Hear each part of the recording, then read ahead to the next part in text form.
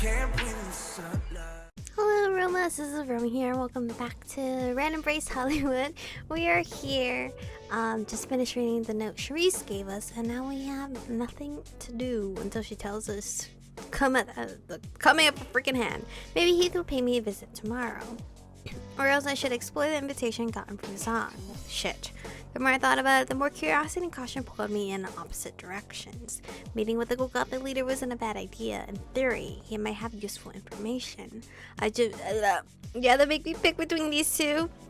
I just wasn't sure what to expect. Someone who lived in a graveyard had to have unique taste, to say the least. Please let me see the Golgotha and then come back to Heath. With those last uncertain thoughts circling my mind, I let sleep take me for another night. Okay, black screen. Hello? A soft repeated sound slowly brought me out of sleep. I blinked, glancing towards the bathroom to see if I had left the faucet dripping. No, it was coming from my door. The noise was so soft that I could barely hear it, but someone was definitely there.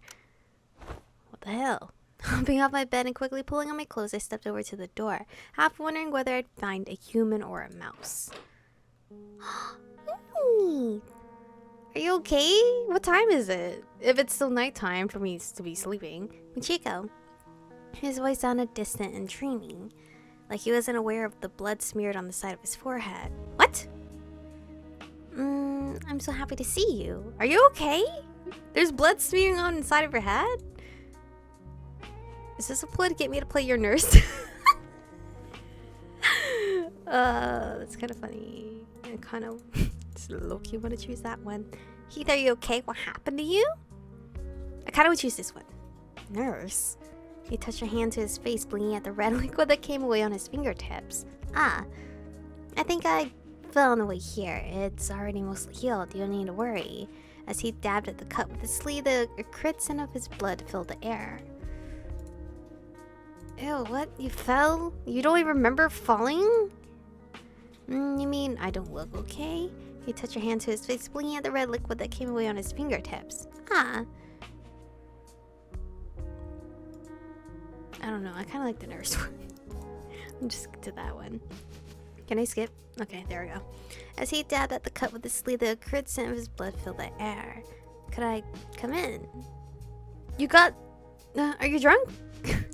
I'd just like to rest for a moment, if that's alright. Of course, stay as long as you need to. Yes, but I'm going to need some answers. I don't know if you... I need some answers. Answers, whatever you like to hear. With a relieved exhale, Heath stepped inside my room. He was obviously out of it. Even his normal head in the clouds demeanor wasn't this bad. What the fuck happened to you? As if this were his first time in my room, Heath glanced around with a look of confusion and awe. He lowered himself onto my bed, crossing his legs and curling his arms tightly about himself, before his eyes flitted back to me. Michiko, what the hell is wrong with you? Heath, I'm getting really worried. Please tell me what's wrong. Seriously, what happened? You're acting so different. This is the very first time where I'm kind of like torn between these two choices. But being angry won't solve anything, so... I'm sorry, I never meant to make you worry, but I'm happy you care enough to. I just drank a little too much blood from someone, a man I normally go to see. He'd taken a lot of pills, almost enough to kill himself. Too many different prescriptions, I think. Oh, and that's in his bloodstream, and then now you're getting fucked up from it. And he shot up with something afterwards, probably. Man, this man really wanted to kill himself. Did you save him, though? He laughed a little more loudly than normal, shaking his head. But he's fine, and I'm fine. And I'm fine. And it's not like drugs can make my heart stop. But why? Why do you need them as a vampire? I can't stand seeing you like this, Heath. Please stop doing them. How often do you do this? You know, I'd like to try these pills. What the fuck? No. I'm not down for that bullshit. Sorry. Let's cover this one.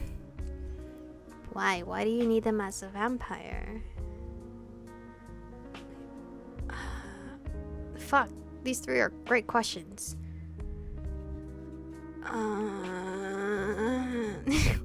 Why? Why do humans take drugs? How does vampire make things any different? It's not like they're a danger to us. Well, I wasn't trying to ask about the drugs, but okay, never mind. I can't see you doing this. You don't understand me, Chico. It's not like they're a danger to us, but whatever we are, being whatever we are, we can't overdose, and our bodies can't even rot away anymore. They're just an escape, a safe escape. A safe escape for you to get your head fucking bleeding? His fingers curled around the cross of his neck, thumb idly tracing up and down the dull metal. For a little while, you can be in a kinder place where all of your cares don't matter so much anymore. You don't have to worry about all the people judging you, or the stress of work, or your own imperfections and faults, or all the things you should be doing but can't bring yourself to. And in that place, everything's so much less cruel than the real world, but it's only temporary. So much less cruel than Hollywood. I guess you're right, we all have our own escapes, but it still isn't right. You're disconnecting yourself from reality. What are you trying to run from, Heath? Well, obviously he's running from everything. What are you trying to run from? I don't know if it's that easy. People can't be condensed into just a few fears or dreams. If they could, then they wouldn't be people. Everything inside us builds up day after day, year after year, until we're a mix of problems that even we don't understand. So just like everyone else, I run away from as much as I can. For a while, everything is just fine. He ran his slender, elegant fingers through his hair, then down over his face, covering his eyes. Too bad I can't offer myself, because we're technically toxic to each other. For what seemed like a long while, neither of us spoke a word. He lay back on the sheets, gazing up at the ceiling. I watched his unmoving chest, which for all the world made him look like he was really dead. He stayed completely still, lips slightly parted, his features frozen in a blank look. Far below us, I heard the sound of sirens going by. Did I ever tell you? Heath's soft voice suddenly broke through the silence. The way I was turned. I didn't, did I? No, you never did? No, but it doesn't really matter, does it? You don't have to if it brings up bad memories. Well, he's already trying to initiate that he's gonna tell us, so I'm not gonna be like, no, you never did, okay? I was worried. I didn't know what you'd think, if you wouldn't be able to take me seriously anymore. What do you mean? But after tonight, I don't think you can take me seriously anyway, so it doesn't matter. What the fuck does that mean? I'm taking you very much seriously. What? You think I'm not... Are my words not going through to these people? He slowly raised himself into a sitting position, blinking a little rapidly and shaking his head. When his eyes refocused on me, he gestured towards the spot beside him, motioning for me to sit. I believe you, idiot. After I lowered myself beside him, he turned to face me, pulling his leg in protectively against his chest. It was my mother. What? My mother turned me. What the fuck? Are you serious? How could that even happen? What the hell? What kind of mother would turn her own son? Your mother was a vampire? Why didn't you just get it genetically? Or unless she didn't get it genetically. Well, what the hell? Don't say that about her, please. Not until I've told you the rest. Okay, fine. Sorry.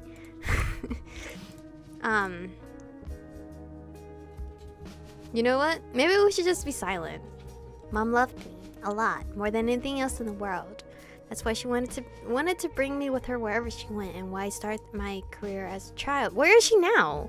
My mother was a star, a gorgeous, incredibly talented star. Everyone loved her without any effort on her part.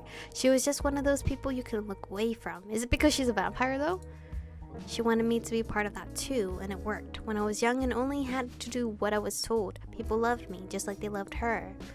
For a split second, the haunted look in his eyes seemed to lift? Okay. He tilted his head to the side, gazing to the distance with a fond, wistful smile. But back then, I didn't appreciate it. I took it all for granted. What about your father? Is that really what you wanted, to be a star? I think he enjoyed it. What about your father? Is that too much to ask? I think he cared about me, or wanted to, but he was just so busy. Always so busy. I only got to see him on special occasions, holidays, sometimes birthdays, but when I did, it made me happier than anything. He and my mother separated before I was 10, not because they fought, but because they just never loved each other. After that, I never really got a chance to see him again. He was just so busy. His last words trailed off into a little more than a whisper. He stayed silent for what felt like a long time, the far-off look in his eyes suggesting he was no longer here in my room. Things didn't change overnight. Every day seemed happy, something to look forward to, but we grew older and older and older. I wasn't a boy any longer, and she wasn't a beautiful young diva. Both of us slipped out of the light for different reasons, but we ended up in the same place. At that point, at the very bottom, my mom, she let herself get bitten. Okay. So that's why he wasn't born genetically with it. As those words left him, his composure finally cracked. His shoulders jerked with the motion of a sob, but he didn't have any tears to make it real. Shuddering, Heath leaned towards me, resting his head on my shoulder and huddling against my side. Curl an arm around him reassuringly. Heath stroked a hand through his hair. Do nothing but let him lean on my shoulder. Nudge him away! You know, whoever did that to him, no. I would stroke his hair, I guess. My fingers drifted along the colorless strands of his hair, and he pressed his head slightly into my touch. He looked so young, as innocent and gilious as a child, fingers clinging onto my jacket like I was all he had left in the world. Was she dead? She turned into a vampire. I remember we had to move out of the Hollywood Hills and into this apartment on the outskirts of the city. It felt so dark and dirty compared to our old house. One night I was in front of the bedroom mirror, practicing for this part I knew I wasn't going to get. And she came out of the bathroom, walking towards me. I've been so worried about her. She never seemed to eat. She looked so corpse-like, and she slept through the whole day, but she never told me why. Oh, because she needs blood. His features twisted in confusion and fright, like he was somehow reliving that time. She came up behind me that night and she said, "Listen, Heath, I've got it all worked out. I'll take care of us, I promise." She told me everything about the woman who bit her, how we'd never get old, how we could be part of another world, a fresh start for both of us. Again, Heath lapsed into a long silence. For a moment, I wondered if he expected me to comfort him, to say something sympathetic or soothing, platitudes he'd probably heard many times before. But when I looked into his conflicted eyes, I had the feeling he didn't need me to say anything. He just needed someone to listen. After she turned me, we moved here to the hotel.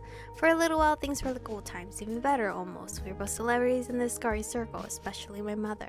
No one could believe someone like her, a woman who used to be such a star, was turned.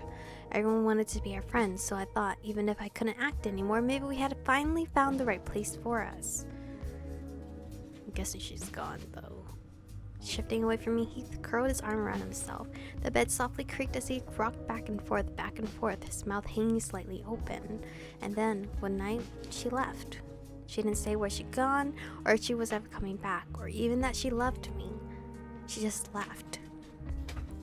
He sounded almost in disbelief, as if he still couldn't process what had happened.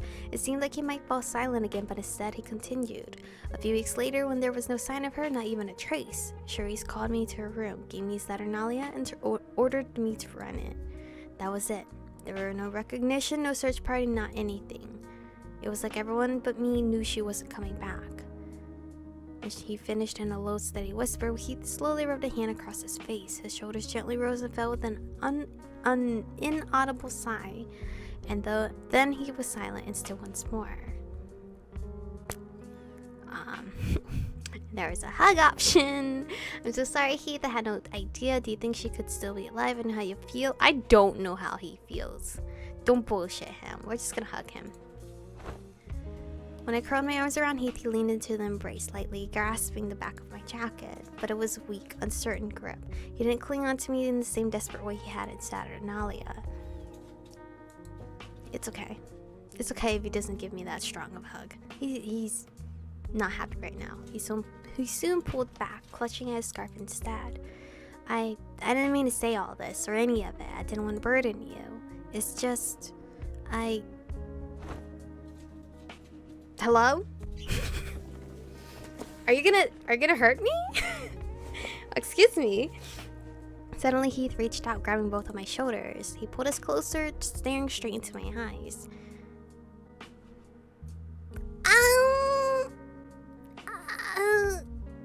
I did not expect this.